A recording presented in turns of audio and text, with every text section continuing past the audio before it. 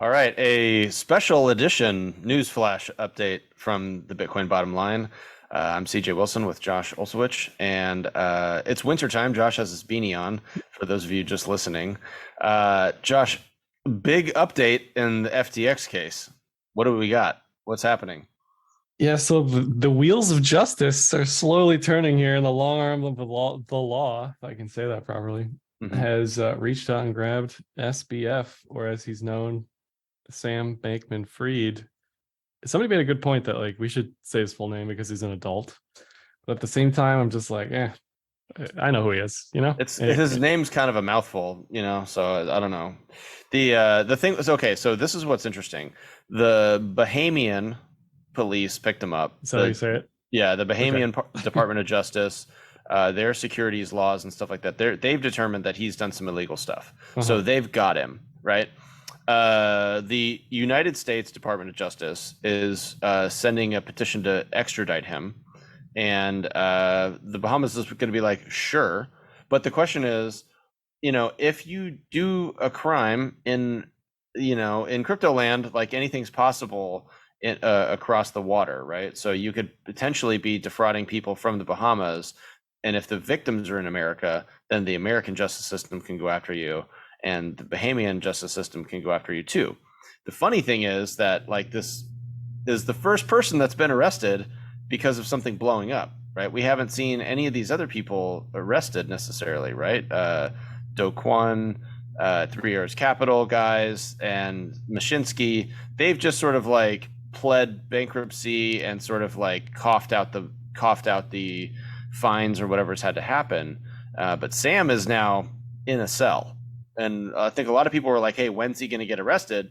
Because I think what happens is too many people get not necessarily let out, but too many people were sort of getting bruised, and now the crowd is chanting for blood. They want to see something really big happen here. Yeah, I think in the crypto world, especially, we see stuff happen 24/7. So we are very early on a lot of stuff, Hmm.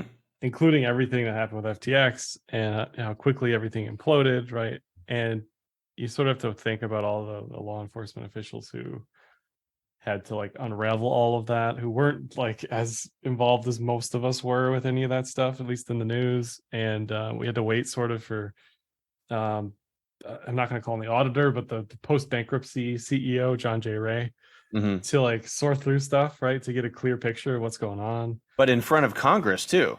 He was in Yeah. front of Congress because SBF wasn't there because he got arrested the day before, which was a couple days ago. So it's all happened that they were like, okay, we're gonna have a hearing, right? This is like a month after the election, right? A month after the election, it comes out that he's given all this money, that FTX employees have been given money all over the place, that he might have been giving money through random people all over, that he might have given even more money than we thought, and that's sort of was a sort of an immunity shield, like World of Warcraft. He had the mage in the back casting spells to keep him safe, and now all of a sudden that's gone. Someone's unlocked that combination, and he's behind bars.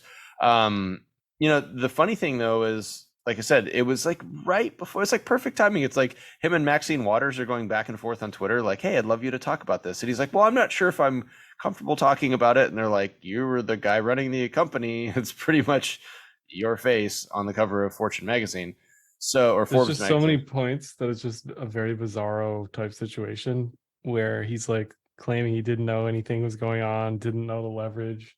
Yet other people are saying he clearly had access to bank accounts and was very doing things in a very specific way for a very specific reason. Yeah. And then he's like, again, talking to everybody in their mother, New York Times, Forbes, literally anybody who Twitter Spaces. He's on wants, Twitter yeah, he's Twitter like, Spaces. it's just like, what is going on? And Yeah. then he gets arrested. And then, like you said, there's all these other people who um, did some troubling things, let's say, Hmm. allegedly, Yeah. and are still walking free or And in they're hiding.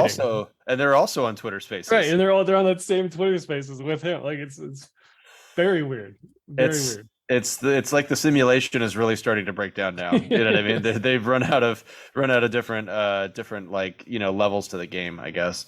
And then there's all this election stuff, and I'm not even, a conspiracy. Like, again, I'm left leaning. I'm in biotech, right? I'm pro vaccine. Okay, so I'm like Yeah. totally the last person to say, all right, this is a bit suspicious. Like, there's something going on here. But all the connections, just it's giving fuel to the conspiratorial fire. But like It's just hard to ignore. one of his top 4 or 5 employees also gave $20 million to the Republican side, right? Like across these other people. So, it's like the total package, the total finance package, we'll call it the swamp package that FTX presented in terms of funding politicians. Forget about like what side it is, but just the total girth of that package. It's pretty impressive. And it's funny because, I think the only way that the majority of real people are going to find out about this is when Seth MacFarlane does a movie about it with Jonah Hill and Maisie Williams from Game of Thrones as Sam Bankman-Fried and Caroline, and it's going to be a comedy somehow. That just like War Dogs but with crypto, and it's going to be fantastic. So yeah, and on top of that, apparently one of the heads of FTX US, Salami, I think is his name. Anyway, apparently he reached out to the Bahamas on like November 7th or 8th to sort of tattletale a little bit on what Sam was doing with FTX US in regards to tipping into.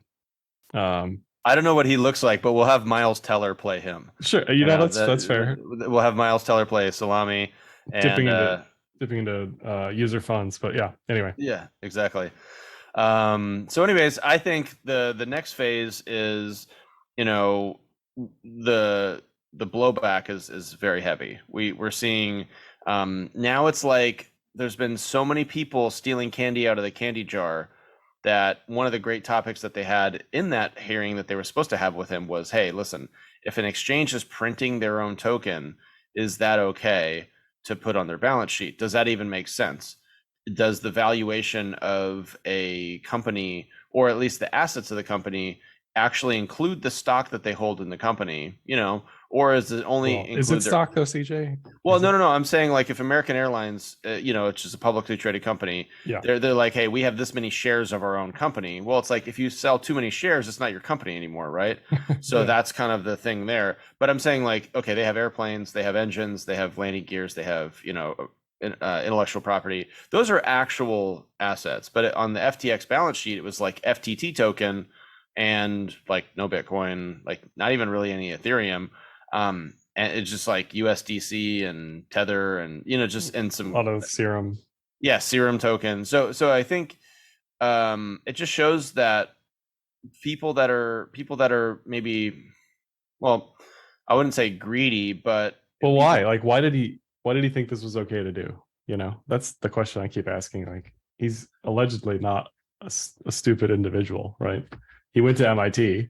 He took out a $3 billion loan from his own company.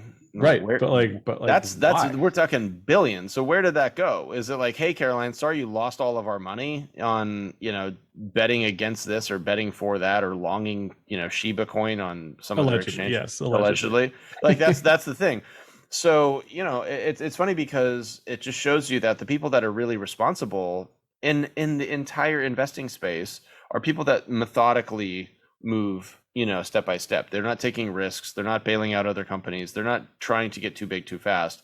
FTX was not a company, and then all of a sudden it's sponsoring Super Bowl commercials, right, within the span of 2 years. And granted, crypto could be magical, but you still have to run a business like a business. I mean, I run a brick and mortar business, and if we make $1 million in a month, I can't go out there and buy a $2 million car, right? It just doesn't work like that. So, people that try to make it work like that, they end up with handcuffs on at some point. And so that's the benefit of capitalism. You're allowed to fail on your own. The problem with centralized exchanges is when you fail due to malice or using customer funds or something like that, and you become illiquid, then you hurt more people than just yourself, right? And that's the difference between running a pizza place and running FTX. Yeah, and as JJR put it in the hearing, John J. Ray, he said it's just old-fashioned embezzlement. They were running their business on QuickBooks. I don't know what you use at your brick and mortar business, but It's a lot more advanced than that. I mean, like our financial statements on a monthly basis are probably 10 pages long, and it's like 8 font, and it's itemized to like how much do we have in oil, how many used cars do we sell, like, how much do we pay in financing, how much do we pay in rent, electricity. You break down all that stuff. You're not doing that in QuickBooks. It's just impractical. Yeah. So again, it's like there was no general management at the top. There was no gray hairs, as they say. There was no old people who knew what they were doing, who've done this Right. before. It was just kind of kids just going wild, Buck wild in a beanbag. Just, yeah. just unfettered, Degeneracy, unfettered degeneracy, and now they're in double trouble. And so I think the question is, if everybody at FTX turns on Sam, then do they all get immunity, or what does one do after they blow up a prop desk, right? Like, what's the next thing for Caroline? What's the next thing for, and who's this Gary Wang guy? Like, where is he? What is his deal? Where is he? Is he a spy? Like, what's the situation here? That's really the question. Yeah, I don't know enough about any of the people on that list to speak about them intelligently. I'd only heard of Caroline, a few months ago. I didn't even know who she really was. Right. And she apparently may have been in New York City. She was in New York City getting coffee the other day, and somebody did this allegedly. Yeah, okay. Somebody did this thing. They're like, "Oh, she was at this coffee shop, and that's like walking distance to the Department of Justice, 20-minute walking distance, or the FBI, or something like that." So yeah, it's kind of funny. I mean, the memes are going to continue to win. The memes will own the internet at some point. If there was a gas fee for reposting memes, like that could be actually the next $1 billion cryptographically secure business idea, right? If you were doing NFT, if we had like provenance for memes. Yeah, exactly. Yeah, that's maybe something we could think about. We'll talk to some of our nerd friends that know how to code a little bit better than us, and see if they could do that. That could be the thing. Yeah, but I think the biggest two takeaways are this stuff has really very little to do with Bitcoin, if at all. How the exchange was run, who was trading what. The protocol is unaffected, right? And then the second thing is, like you said, regulations are definitely coming. It's just a matter of in what flavor. Mm-hmm. And my question in my head regarding regulation is great. Like, yes, I want the best regulations we can get, but would they have prevented something like this from happening in the first place? It was in the Bahamas, like, I don't know. Are you going to prevent VCs from investing in companies that are headed by U.S. individuals in a U.S. offshore tax haven? Like, I don't know. Right. If that's where we think we need to go, maybe that's where regulations go. But I don't see us going there. Yeah, and in the meantime, the traditional, let's call it the Federal Reserve, Treasury, stock market, housing market, LIBOR, SOFR, all that stuff is still just mangled right now, and everybody's kind of terrified. So the funny thing is that the FTX thing, despite whatever Elizabeth Warren says, is not creating a systemic problem for the rest of the world. The rest of the world is creating its own problems, on their own. I'd say the only systemic issues are with Solana, who really had SBF and FTX at the center of their whole existence. So I don't think they're going to disappear, but they certainly have some challenging times ahead of them as a chain, if they're truly going to become decentralized, which is another example of like, look, it's important as Bitcoiners to look at all this stuff and say, like, this is why we do what we do, because when stuff like that happens with Solana, it's very clear that having a centralized actor as part of your whole existence is a flaw. Yeah, you just exactly like this. There's not just one reason, and there's not just one example. And when people say that, oh, the Bitcoin people are mean, or these people that are saying take custody of your own coins, those people are crazy. It's like, no, we're not crazy, right? We're saying there's an example again, right? This happened again, and we don't have to trust anybody in cryptocurrency. Like, that's the whole point of cryptocurrency, is you're supposed to just trust. You're supposed to use the protocol and do it yourself. And that's that little bit extra effort ensures that you don't get rug pulled by a bad actor. Because let's just say this, right? Are there bad actors? Yes or no? Yes. Like, that's it. So are there bad actors in the military, in politics, in real estate, in art, in science, in, I don't know, the media, in cryptocurrency? Like, why would it be any different? Like, there's bad people all over the place. They're going to get evenly distributed to our little neck of the woods. There's going to be people that are like Bitcoin maximalists that are bad people too.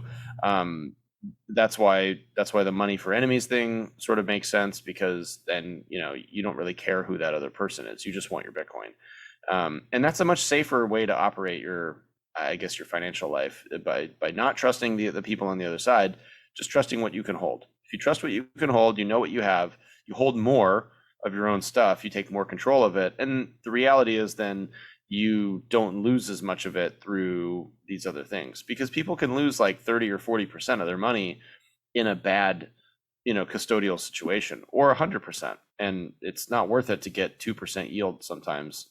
You know, like, oh man, 2% yield, then we have 2% more Bitcoin. It's like, that doesn't really matter. Like, sell some t-shirts, you know, like, get a second job. Like, I don't know, send some foot pics to OnlyFeet, and maybe you can, you know, like, maybe you can make some money that way. It's just a better way of doing it versus risking your Bitcoin. That's the way I look at it. But, you know, Yeah, if you don't know who the yield is, you are the yield. yeah, exactly. And people think like, my brother is an artist, he's an NFT artist, and him and I had this conversation. I said, listen, there's always winners and losers, you know? And he goes, no, everybody can win. I said, the only way everybody wins is if everybody's holding something of value and producing something of value. But if you're not producing something of value and you're just buying things, then you're getting taken advantage of to a degree.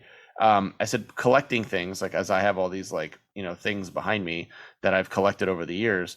I'm doing this for an aesthetic purpose. I'm not trying to market them. I'm not trying to flex that I have them. I don't need anybody to know what my address is, where I keep this stuff, or what it's worth. That's the big problem with some of the transparency of blockchain art. And in that regard, that's another thing here that we're seeing is dropping off a little bit. So I just think that people need to step back a little bit, lay off the hopium, look at reality, see that the world's volatile, and do things to insulate themselves and protect themselves first. Because if you can't guarantee a life vest for yourself, then you're not going to survive the storm that comes forward with all these other things. And because Sam or Mashinsky or one of these other guys is going to get this crazy megalomaniac idea, and they're going to blow something up, and you're just going to be collateral damage with your tenth of a Bitcoin or your 10 Bitcoins. It doesn't matter. Yeah, that's no coincidence that all of this is happening with macro, you know, first loosening for 10 years, right? Staying loose for 10 years, and then tightening, and then all of a sudden everybody starts blowing up, right? Like, that's not a coincidence that all this is happening at the same time. So Josh, let me ask you this. Let's pivot a little bit.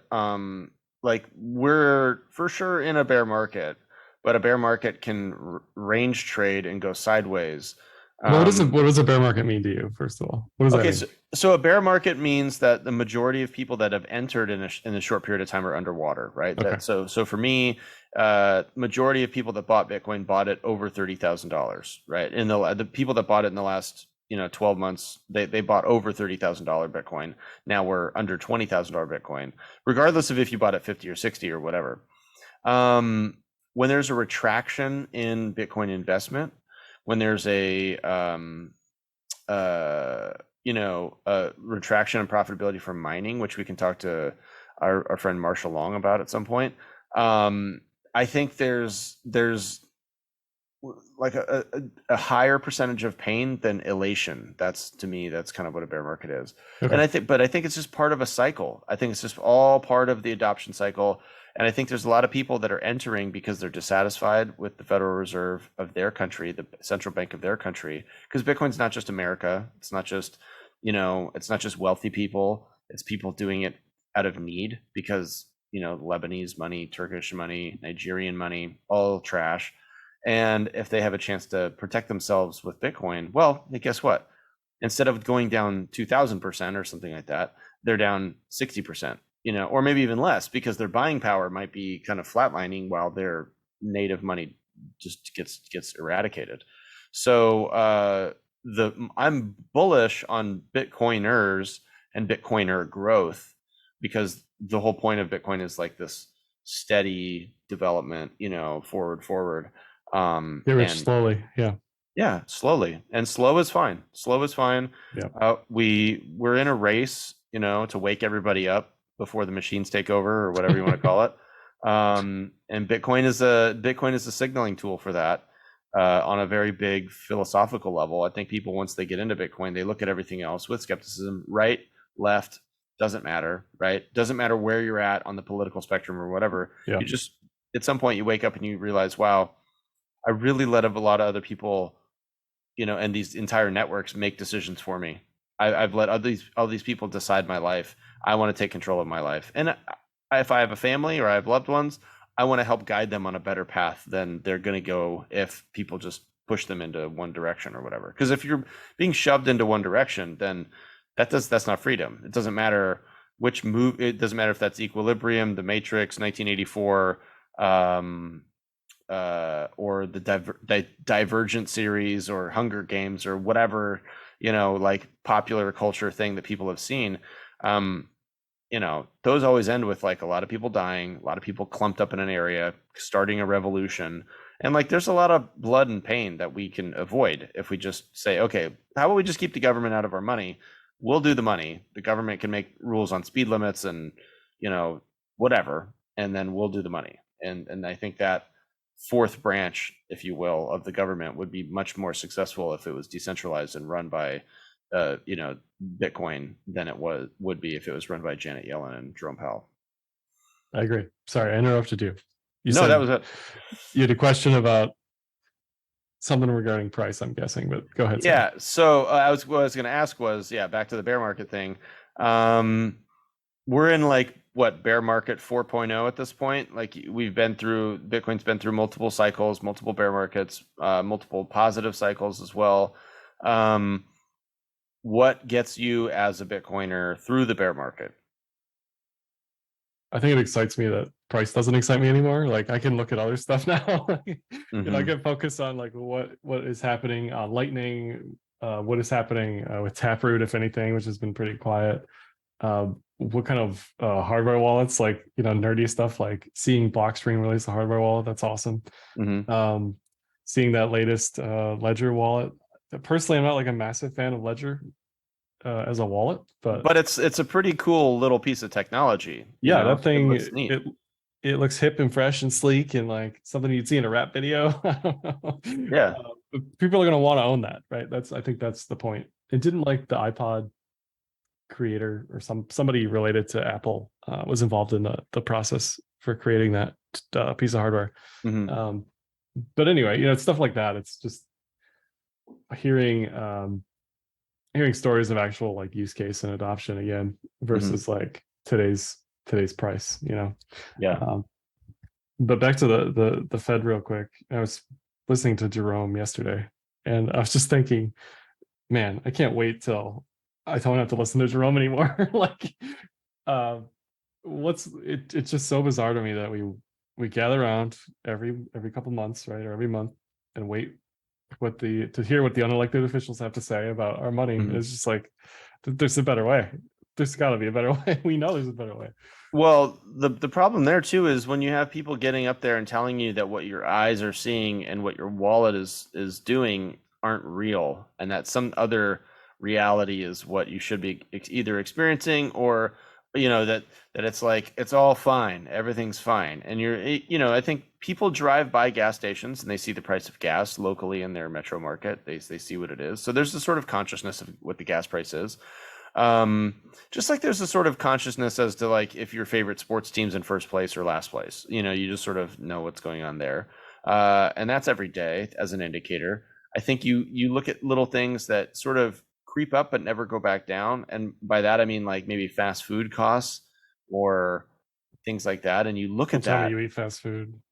Don't tell me you eat that fiat food, bro. In-N-Out burgers, I'm sorry. Okay, In-N-Out gets a pass. I use it as a sort of heuristic to say, okay, it's $9 for number one at In-N-Out. When I was a kid, it was like $3.50 or $4 or something like that. So, and when I explain Bitcoin to people locally, I say, listen, The burger's not any bigger. It's still tasty, but it's not any tastier. They don't have any extra stuff on it. There's no bacon or avocado or whatever, but it is 2.5 times what it used to be, or 3 times what it used to be.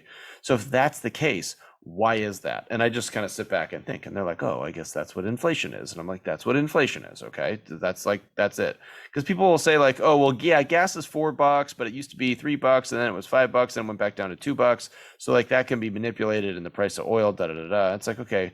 So like the price of oil and the price of gold, like, although people do understand what they're worth in a sense because they either use them or they see it as a price indicator or sort of signal, the number one cheeseburger combo at your local fast food place is much more the Big Mac index. Yeah. The Big Mac index, the PMI, is much more close to the reality of your cost and your purchasing power. Yeah. Because like people have this expectation that their house is just going to go up in value, right? So that's also not a good inflation indicator because that's location dependent and market dependent. If you have a crappy house in a crappy area with crappy weather and crappy job prospects, you're not going to see the same type of price inflation as you will in Carmel by the Sea or, South Beach, Miami, or, a gentrified neighborhood in, New York City or something like that. You're just not going to, because it's like, you don't need to live in some places. Whereas if you're a really wealthy Silicon Valley person, you want to have a place in Carmel by the Sea, or there's like competition there. So, but that number one combo is really like, it's a good one, it's a good one. And I this does exist, by the way. The Big Mac index does exist. They look at like purchasing power across the world, and they do some like volatility, foreign exchange calculations. But looking at the CPI breakdown, like few of the highest items are food related. Eggs, butter, lettuce, cereal. I thought it was funny how they separate these items out. Milk, those were all extremely high. Eggs are getting hit with a big avian flu pandemic, not pandemic, but avian flu epidemic, I guess you'd call it. It's an epidemic. States. Yeah.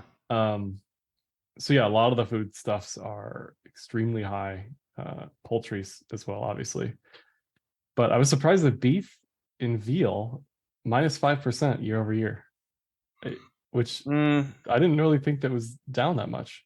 I think beef went up a lot and then it came back down. But see, the thing is with beef that's different than a lot of these other places is you have to be pretty specialized to do beef, which means it's going to be geared more towards the better players. Whereas dairy can be a little bit smaller and a little bit more localized. Eggs especially way lower, way more normalized, like way spread out. So I think what happens is the smaller players don't have economies of scale and can't mitigate costs as much, whereas the bigger players can. And so you're going to see a McDonald's or an In-N-Out burger or something like that have more control, whereas like you go to your favorite burrito place and they're going to have the menu written in pen or chalk in the sense of the price. I don't know what the price of beer has done, but I would assume that that's sort of a staple for Americans, even though I don't drink. But alcohol, maybe that's not on here. Let me check Trueflation. Okay. It's this. I don't have any stake in this company or whatever, but I just been plugging them a lot because they've done a really good job. It was created via a hackathon in the end of last year. It's been operating for about a year now, and it's tracked inflation extremely well. What they do is they look at millions of items, I assume online, and they aggregate everything on Chainlink of all places. And so it's like this Oracle system, but they have an alcohol and tobacco section, and that's actually pretty much flat. It's about 6%, but it's unchanged over the past 12 months, let's say. So it's up a little bit. Anyway. Well, so the other thing too is you have to think about things that expire and don't expire, because the good thing about beef as opposed to, let's say citrus or something like that is, if you take an orange off the tree, you sell it at the store or you have to turn it into orange juice. There's not really like a lot of other options. Whereas with beef, they sort of have to naturally go through an aging process once they get processed.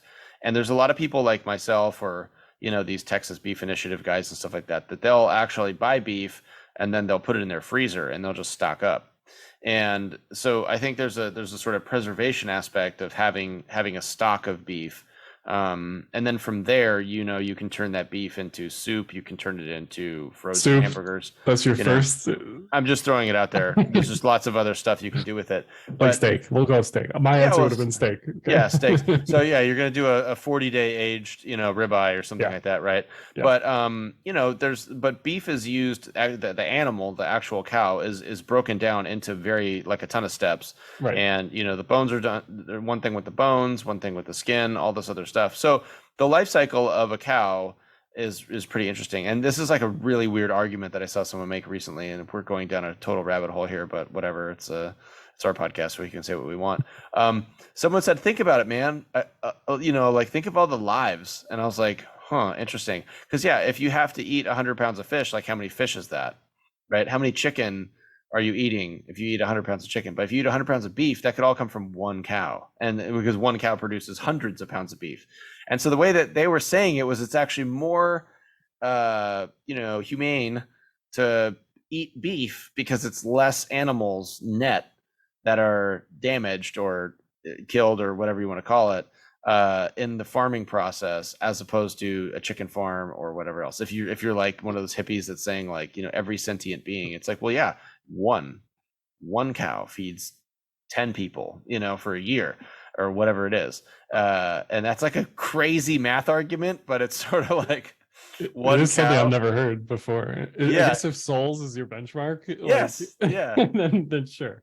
Yeah, sentient beings is like an actual mathematical heuristic, apparently. But and I think that's where those beef guys get super. The Bitcoin beef maximalism thing.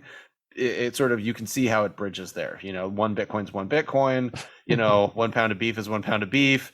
Like it's like the Arnold and Carl Weathers, handshake, and you son of a bitch.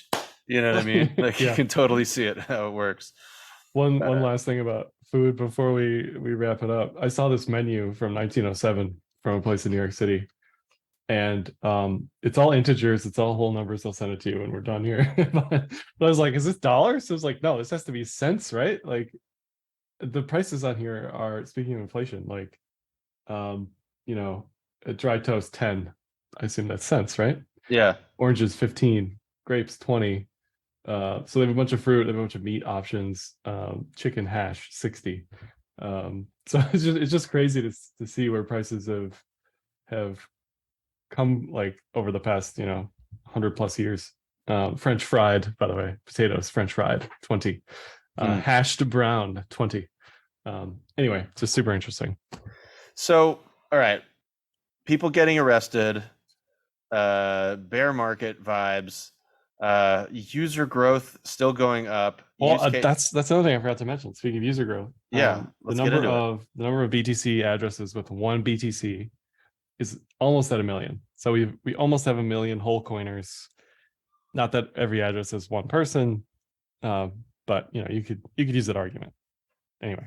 But that's a pretty good distribution, right? Yeah, it's great. It's great to see people taking money off exchanges, moving to self-custody, doing whatever you're doing. The Gini coefficient is rising, right? Mm-hmm. Is that, I forget if up or down is a good thing, but so basically the plebs, the plebs are basically getting more and more empowered with each passing week, I guess, right? And I think that's where the idea of, and this is the difficult part for a lot of people. They say, okay, if Bitcoin is the thing, why not just go all Bitcoin? And the reality is, society still would not make it easy on you if that was the case. Bitcoin is still an asset class for a lot of investors. It's still not the only, money for a lot of people. You can't pay your rent, you can't pay your groceries, you can't rent a car. If you can try, it'd be really hard and difficult, but there's not easy enough. Yeah, there's ways of doing it where you can kind of, convert on the spot and things like that. There's point of sale apps with, like, Cash App has one where you can actually bloop with your phone right there. Yeah. Obviously BTC Pay Server, Bitrefill, a lot of these other things are doing it. Fold, Lolly, Strike, whatever. But the thing is, it's still hard to earn Bitcoin. Yeah. It's still hard to get paid in Bitcoin. And so spending Bitcoin that you had to buy on an exchange, you know what I mean, and go through all that rigmarole. If we were, so I think it's now we've got a critical amount of users and holders. Now we just need to figure out how many people can start getting paid in Bitcoin, and how that can sort of lead to the next thing. Because at some point we'll reach a critical mass where people will just say, okay, you know what, I have to make a bet on something. I'm going to bet on this. And what I mean by that is people in other parts of the world, because, you know, not everybody is going to be buying a whole coin. You're going to have people that are literally buying sats at a time. And if we can figure out how to just use semi smartphones, I'm saying not even like full on iPhones, but just basically a Nokia, like Nokias.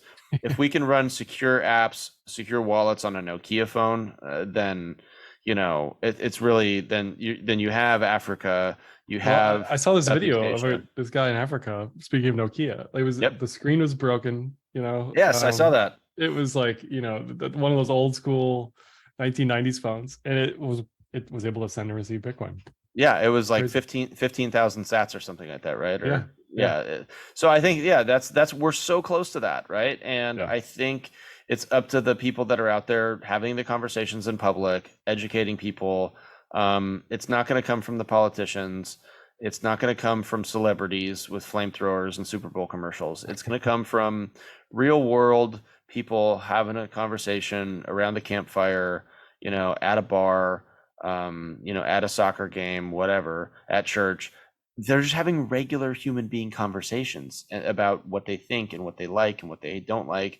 And then that's what it is. So the last thing I want to say is, I think the critical number is once we get to 400 million worldwide users of Bitcoin. And the reason I say that number as like that's the real trigger for mass adoption, because when you have a question about something and you can have a real conversation with a peer, you know, that's so much more like, that's so much easier than like translating Michael Saylor into 87 languages, right? That it's not going to be easy for people to stay on top of the Tales from the Crypt podcast or, you know, something like that to get these things. But if you know that this other person's a Bitcoiner and you have a question, you're like, listen, I can just go talk to Josh. Josh knows what he's talking about. I've heard him talk about Bitcoin to other people. He's been for years, which people do. Years. Go ahead. Years and years, yeah. And it takes years, right, to get these people going. But then eventually, if you theoretically have 400 million people, then you have one person in every like 2 or 3 households, which means you can like walk two doors down for wherever you live in the world. You can knock, and odds are that person's a Bitcoiner within that radius of 2 on each side, right? So there's like 5 total houses, and there's a couple people in each house. Like that's the math, right? If your radius, I don't trust that math. I will believe you.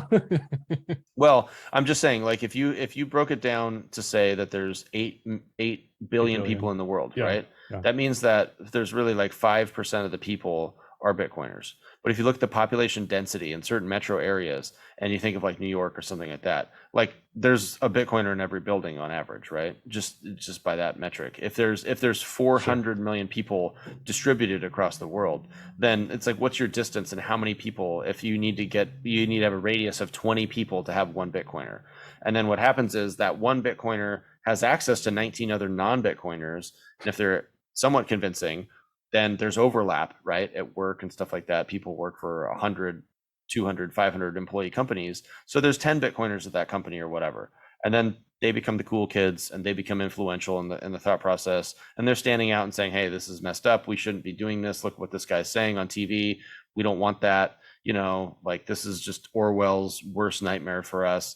And, you know, we don't want this reality. We like this other reality. And they become Bitcoiners. And I think that number is where you would see the real wick, and we would double in a super short period of time from 400 to 800, because it's just having that humanity behind the user base. Like you said, the African Nokia phone, right? That's the reality of what can help some of those people. And, you know, it's like, that's not a Michael Saylor use case right today, in the sense that Michael Saylor's got, you know, $1 billion worth of Bitcoin or whatever. That doesn't affect the African person. The African person's like, hey, listen, my government sucks. Our money sucks. I need 15,000 sats for that, you know, bag of potatoes or whatever it is. And that's South America or wherever else. Absolutely. And like Elise Colleen says, it's fintech for poor people. That's what Bitcoin is. Ooh, I like that. Yeah. I'm gonna have to use that one again. fintech. Give her credit for that on Twitter. She's totally the pioneer on that one. She's great. We had a great conversation with her. Yeah. But I think, we're about out of time today. So we'll see what's next in the saga and the crypto sphere. And Never a dull moment. Never a dull moment. It's 24/7. That's what happens. Right. People just get burnt and get burnt out. So everybody listening, thank you for listening to The Bottom Line. We are here for your questions and your comments and your long form blog posts on Substack. And if you have any questions, Josh is at Carpe Noctem on Twitter, and I am Straight Edge Racer. I'll see you around.